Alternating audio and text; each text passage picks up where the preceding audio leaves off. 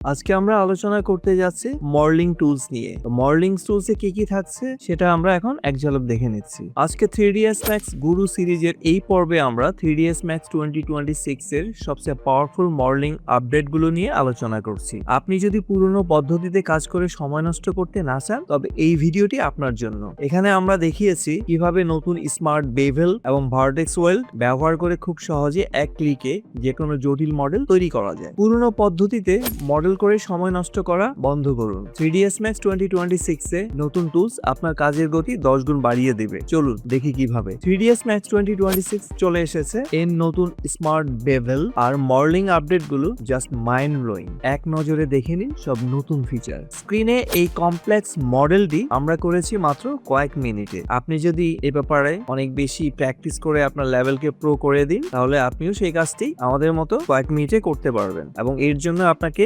ভিডিওটি শেষ পর্যন্ত দেখুন। Welcome to IT Guru. IT গুরুতে স্বাগতম। এটি এমন একটি স্থান যেখানে প্রযুক্তি শেখা সহজ, আকর্ষণীয় এবং আমাদের ভাষায়। চলুন আজই শুরু হোক আমাদের শেখার যাত্রা একসাথে আইটি গুরুতে। 3ds Max এ একাধিক উপায়ে অবজেক্টকে এডিটেবল পলিতে কনভার্ট করা যায়। আমাদের এখানে ফার্স্ট ধরুন আমরা একটা বক্স তৈরি করলাম। এখন এই বক্সে কাজ করতে গেলে, এটাকে এডিট করতে গেলে আমাদেরকে প্রথমে যেটা করতে হবে, এটাকে কনভার্ট টু পলিতে কনভার্ট করতে হবে। যেহেতু আমরা পলি মডেলিং নিয়ে কাজ করেছি, তো পলি মডেলিং এর সহজ উপায়গুলো হচ্ছে, ফার্স্ট আমরা মডেলিং এ যাব, এরপরে পলি মডেলিং, সেখানে এসে আসবে কনভার্ট টু পলি। এরপরে এর উপরে আমরা যদি রাইট বাটন প্রেস করি কনভার্ট, সেখানে আমরা করব কনভার্ট টু এডিটেবল পলি। এর বাইরে আছে, আমরা যদি মডিফায়ার প্যানেলে যাই, এখানে গিয়ে আমরা মডিফায়ার লিস্ট থেকে এডিট পলি, এটা দিয়ে আমরা কাজ করতে পারবো। ওকে, তো জিনিসগুলো হচ্ছে, তো সবচেয়ে বেশিরভাগ ক্ষেত্রে আমরা যেটা ব্যবহার করি সেটা হচ্ছে এই অংশটা, মডেলিং রিবন থেকে কাজ করাটা অনেকটা ইজিয়ার। অথবা রাইট ক্লিক করে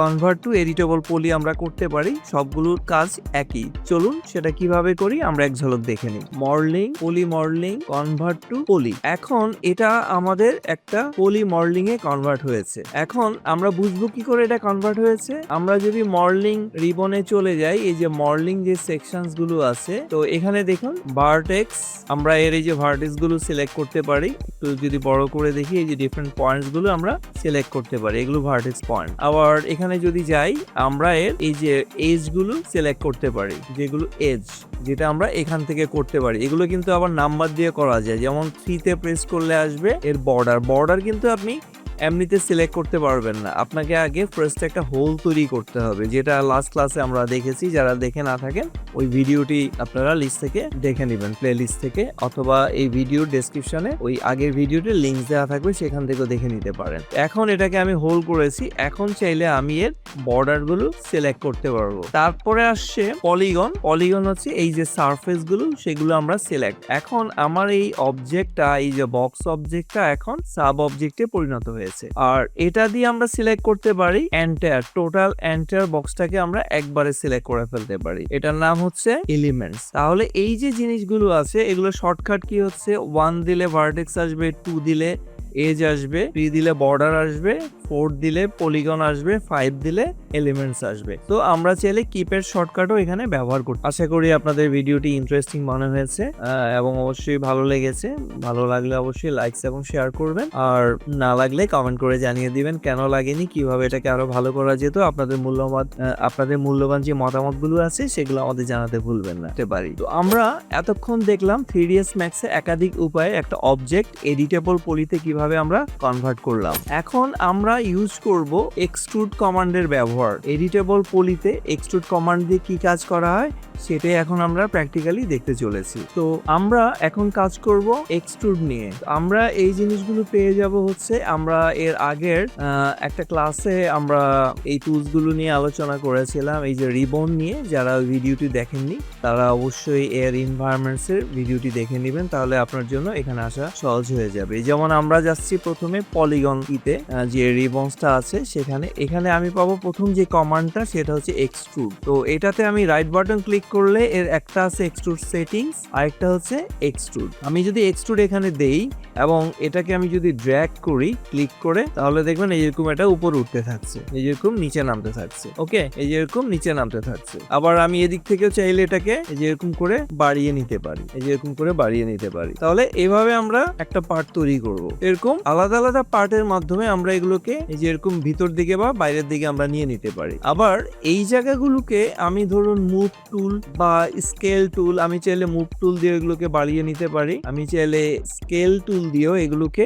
লম্বালম্বি করে যেরকম বাড়িয়ে নিতে পারি, লম্বা এবং ছোট করে নিতে পারি। সেম এখানেও একইভাবে আমরা এই জিনিসটাকে এইভাবে রিশেপ দিয়ে দিতে পারি। এরপরে যে কমান্ডটি নিয়ে আমরা কাজ করব সেটা হচ্ছে বেভেল, এবং এই বেভেল কিভাবে কাজ করে সেটা আমরা এখন দেখতে চলেছি। এক্সট্রুডের ঠিক নিচেই আমরা বেভেল পেয়ে যাব। তো বেভেলের সুবিধাটা হচ্ছে, এক্সট্রুড এবং বেভেল থেকে সুবিধাটা হচ্ছে এটাকে আমরা বড় করে ঠিক স্কেল বা রোটেট দিয়ে যে কাজটা করতাম সেই দুটা টুলসের কাজ আমরা একটা টুলসে এখানে সম্পাদন করতে পারি। ঠিক একইভাবে এভাবে আমরা বের করে নিয়ে এটাকে এইভাবে ছোট বড় করে দিতে পারি। তো আমরা এক্সট্রুড ইউজ করার পরে এটাকে যদি আদার ফার্দার রিশেপ করতে চাই তাহলে আমাকে স্কেল অথবা মুভ টুলসে আমরা এটা করব, অথবা বেভেল ইউজ করলে আমরা একাধারে এক্সট্রুডের মতো কাজ করে আবার সেটাকে রিস্কেলিং করতে পারি, এই যে এরকম ডিফারেন্ট শেপের মাধ্যমে। আবার এরপরে আমরা যে টুলটি নিয়ে কাজ করব, যে কমান্ডটি নিয়ে কাজ করব সেটা হচ্ছে ইনসেট। ইনসেটের সুবিধাটা হচ্ছে অবজেক্টের ভিতরের দিক থেকেও আমরা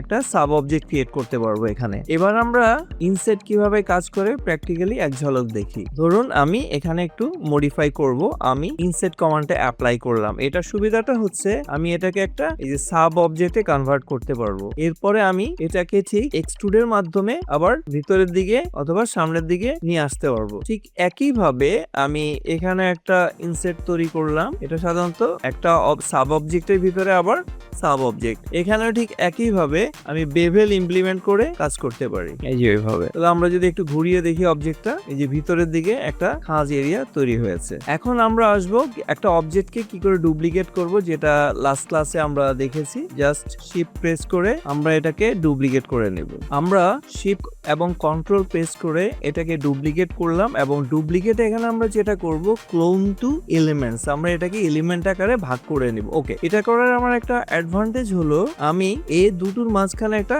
কানেকশন ব্রিজ তৈরি করতে চাই। এখন আমরা জানতে চলেছি 3ds Max a bridge command কিভাবে আমরা কাজ করব। ব্রিজ কমান্ড হচ্ছে এক বা একাধিক অবজেক্টের মাঝখানে কানেক্টিভিটি তৈরি করা। চলুন সেটা আমরা এখন দেখতে চলেছি। এই যে এখানে দুটো অবজেক্ট আছে, আমি যদি একটু এইভাবে সিলেক্ট করি, যেমন ধরুন আমি এটাকে এমন ভাবে রাখবো যাতে দুটোই আমার ভিজিবল হয়। আমি এবার চলে যাব এর পলিগন সিগনেচার, এই যে এটা সিলেক্ট করলাম এবং শিফট চেপে এই পোর্শনটা আমি সিলেক্ট করলাম, এই যে এটা। ওকে, এখন এখানে আমরা পাবো ব্রিজ বলে একটা জিনিস।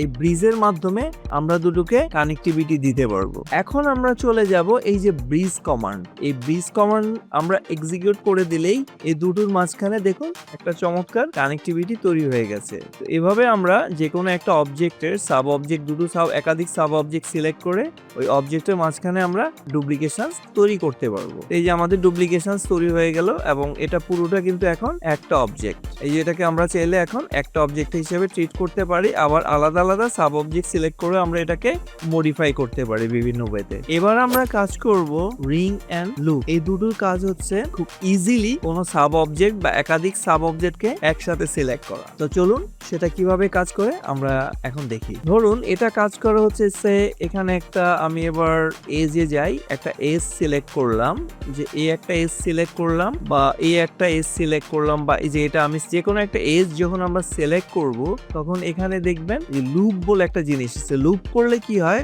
ওটার সাথে কানেক্টেড যতগুলো লাইন আছে যেভাবে সিলেক্ট হতে থাকছে। বা যদি আমি এখানে এটা সিলেক্ট করি, আমি একইভাবে লুপ করে দিলাম। তো লুপ করলে এই যে এভাবে আমরা চাইলে ওটার সাথে কানেক্টেড এটাকে আবার প্লাসও করাতে পারি, যেরকম প্লাস চিহ্ন দিয়ে দিয়ে এই যে বাইরের অংশগুলো আমরা ওর সাথে কানেক্টিভিটি দিতে পারি। আবার ধরুন আমি এখানে ক্লিক করলাম, এখানে আমি লুপ প্রেস করে দিলাম। লুপ প্রেস করে দিয়ে আমি দেখবো যে এটার সাথে যদি কানেক্টেড কোনো অবজেক্ট থাকে সেটা অবশ্যই কানেক্ট করে নিবে। এছাড়া আরেকটা জিনিস হচ্ছে রিং। যেমন ধরেন আমি এটা সিলেক্ট করলাম, এখানে আমি রিং প্রেস করলাম, এর সাথে যতগুলো আছে এই যে একসাথে সিলেক্ট হয়ে গেল রিং এর মাধ্যমে, এই যে দুই পাশে দুপাশে। এখন চাইলে এদের সাথে আমরা অন্য একটা টুল দিয়ে এগুলোকে আমরা কানেক্ট করতে পারি। এবং এখন আমরা জানতে চলেছি কানেক্ট কমান্ড কিভাবে কাজ করে। কানেক্ট কমান্ড হচ্ছে একাধিক সিলেকশনের মধ্যে বা একাধিক এজের মধ্যে কানেকশন তৈরি করা। এই যে আমরা এটা তৈরি করলাম, এখন আমরা এটাকে কানেক্ট করে দিব। আমরা এখন কানেক্ট কমান্ডটা কোথায় পাবো?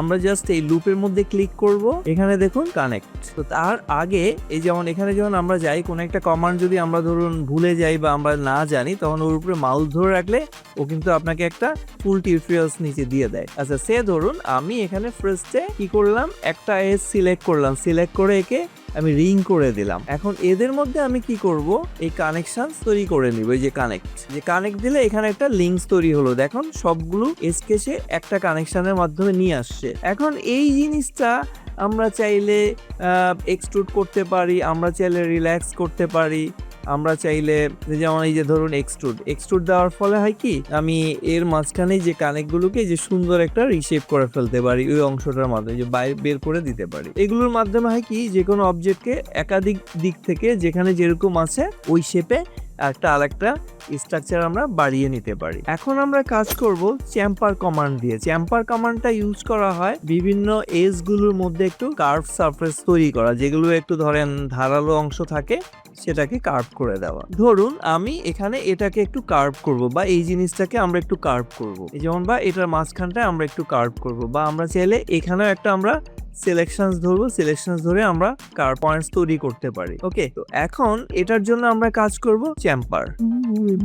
এবার ধরুন আমরা এই যে ধারালো এজটা আছে বা এর যে এজটা আছে, একটু আমরা যদি এভাবে করি বাইরে থেকে দেখি, যে এটাকে একটু স্মুথ বা কার্ভ করে দিব, তাহলে আমরা চলে যাব হচ্ছে এজে, যে এখানে গিয়ে দেখবো আমরা এই যে চ্যাম্পার। তো চ্যাম্পার থেকে যদি আমরা চ্যাম্পার সেটিংস নেই, এগুলোকে আমরা বলি ক্যাডি সেটিং। এই যে এরকম আলাদা সাব মেনুর মতো চলে আসে অপশনস, এখানে আমরা চাইলে এটাকে এরকম বাড়িয়ে নিতে পারি কতটুকু অংশের মধ্যে এটা করবে। এটা হচ্ছে নাম্বার অফ পয়েন্টস। এই দেখুন এখানে অনেকগুলো নাম্বার অফ পয়েন্টস চলে আসছে এবং এটা সুন্দর একটা কার্ভ স্মুথে চলে আসে। যেমন এটা যেরকম ধারালো, এটা কিন্তু ওরকম ধারালো না। আমি আবার জিনিসটা দেখাচ্ছি। তো আমরা এই যে সিলেক্ট করলাম, ওখানে ক্লিক করে এরপরে আমি যদি ইয়েস প্রেস করি যে টিক মার্কস, তাহলে এটা এরকম কার্ভ ফেস চলে আসবে।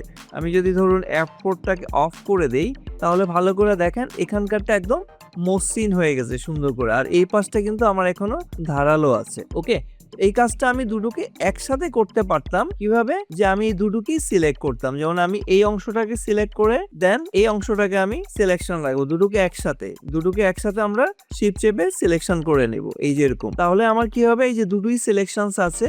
এখন আমি জাস্ট এই যে এখান থেকে চ্যাম্পারে চলে যাব। এই যে একবার দিলে তো চ্যাম্পার হবে, আমরা যদি সেটিংসে চলে যাই তাহলে আমরা এই অপশনস গুলো পাবো। এই যে দেখেন অটোমেটিক আগের অপশনটা সেট করা আছে, আপনি চাইলে এটাকে আবার ডিফল্ট করে নিতে পারেন। ঠিক আছে, তো প্রথম যেটা আসছে, যেমন এটা দিয়ে আমি ওর কতটুকু অংশের মধ্যে করব সেই অংশটা আগে সিলেক্ট করে নেব, এরিয়াটা। এরপরে দেব নাম্বার অফ এজ, এখানে তৈরি হবে এই যে এজ। এখন আমি F4 দিলে এই জিনিসগুলো দেখতে পারবো। একটু বড় করে যদি দেখি, এই যে এখানে অনেকগুলো আলাদা আলাদা সাবসেকশন তৈরি হয়েছে, যেগুলোকে আমরা সিগমেন্ট বলি। এখানে আমি যেরকম 3টা সিগমেন্ট নিয়েছি, আমি চাইলে আরো বেশি স্মুথ করার জন্য আমি এটা বাড়িয়ে দিলাম, এরপর টিক মার্ক করে দিলাম। দেখুন দুপাশটা কি চমৎকার একটা স্মুথনেস চলে আসছে। ঠিক একইভাবে এই জিনিসটাকে আমরা করে ফেলতে পারি। আবার আমি যাবো এখানে চ্যাম্পার। এখন যেহেতু আগে ওটা আমার করা ছিল, সো ওখানে ওটা এই যে এরকম অটোমেটিক্যালি আমি এইভাবে জাস্ট ড্র্যাগ করে ওটাকে আমি স্মুথ করে ফেলতে পারবো। এই যে এরকম খুব সুন্দর করে একটা চ্যাম্পার হয়েছে। আশা করি আপনারা জিনিসগুলো বুঝতে পেরেছেন ইন্টারেস্টিংলি, কারণ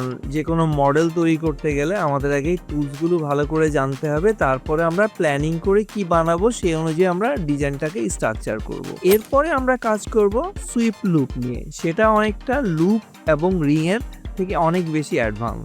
আসুন দেখি এটা কি কাজ করে। সুইপ লুপ, এই যে আমরা এখানেই পেয়ে যাব সুইপ লুপের অংশটা, এই যে সুইপ লুপ। এটাকে যখন আমরা ক্লিক করব কোন একটা জায়গায়, যে আমরা এরকম ধরে ধরে এজ বানিয়ে নিতে পারবো, যে সুন্দর সুন্দর এজ এখানে তৈরি হচ্ছে, বা আপনি যে এরিয়াতে পিঞ্চ করছেন ওই এরিয়াতে এরকম এজ তৈরি হচ্ছে।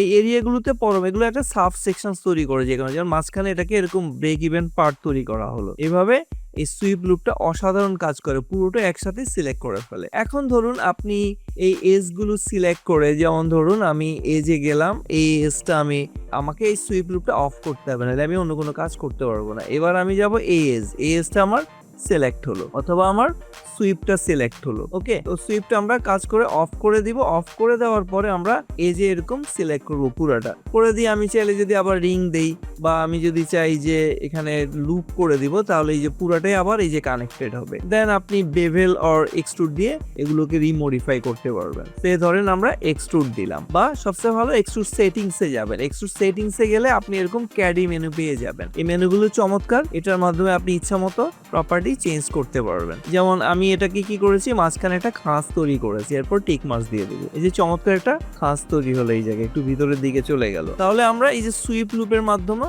সেম কাজগুলো আমরা করে নিতে পারবো। এখানে যদি আমি একটা চাই, আমি এখানে আবার সেই যে আমার সুইপ লুপে যেটা তৈরি হয়েছে সেটাকে আমি এখানে যদি চাই যে এক্সট্রুড সেটিংসে যাব, এখানে একটা আমরা খাঁজ তৈরি করবো। যেহেতু একবার সেটিং করা আছে, এটা অটোমেটিক্যালি পড়ে যাবে। ওকে, এভাবে আমরা সুইপ লুপ ইউজ করে চমৎকার সব, এই যে পুরো অল টাইম। এখন ধরেন এটা সিলেক্ট আছে, আমি এখানে চ্যাম্পার করাতে পারি। চ্যাম্পার তো এখানে দরকার নেই, আমি এখানে এক্সট্রুড করলাম। যেহেতু এটা একবার এক্সট্রুড করা আছে, তো সেটিংসে গিয়ে আমি জাস্ট ওটা টিক মার্ক করে দিলে আমার কাজ হয়ে গেল। তো যেখানে যেখানে আমার দরকার এরকম রিশেপ, সেই জিনিসগুলো আমরা পেতে পারি এখান থেকে। এখন আমরা দেখব কিছু এডিশনাল পয়েন্টস। যেমন ধরুন আমি একটা ভার্টেক্স এখানে সিলেক্ট করলাম। সিলেক্ট করার পর এখানে আমাদের আরো কিছু জিনিস আছে, কনস্ট্রেইন। এটা তিনটা অপশনস আছে, একটা হচ্ছে এজ সিলেক্ট করা, আরেকটা হচ্ছে ফেস, আরেকটা হচ্ছে এর নরমাল। তো আমি ধরুন এটা সিলেক্ট করে আমি চাইলেই যে এটাকে এই যে এদিকে পয়েন্টিং করে সরিয়ে নিতে পারবো। এই যে এইভাবে কর্নার করে সরিয়ে নেওয়া যাবে এগুলোকে আলাদা আলাদা। এই পয়েন্ট ধরে ধরে আমরা এরকম মুভমেন্ট করে ফেলতে পারবো।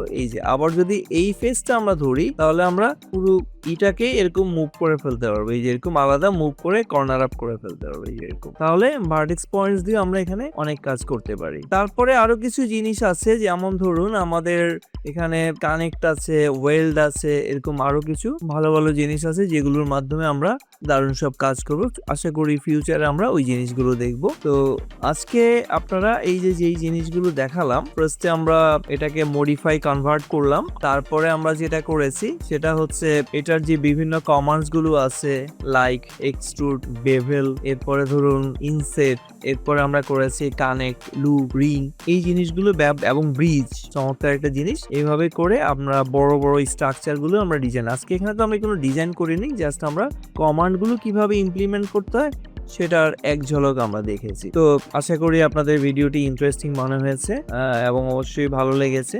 ভালো লাগলে অবশ্যই লাইকস এবং শেয়ার করবেন, আর না লাগলে কমেন্ট করে জানিয়ে দিবেন কেন লাগেনি, কিভাবে এটাকে আরো ভালো করা যেত। আপনাদের মূল্যবান যে মতামতগুলো আছে সেগুলো আমাদের জানাতে ভুলবেন না। তো ঠিক আছে, সবাই ভালো থাকুন।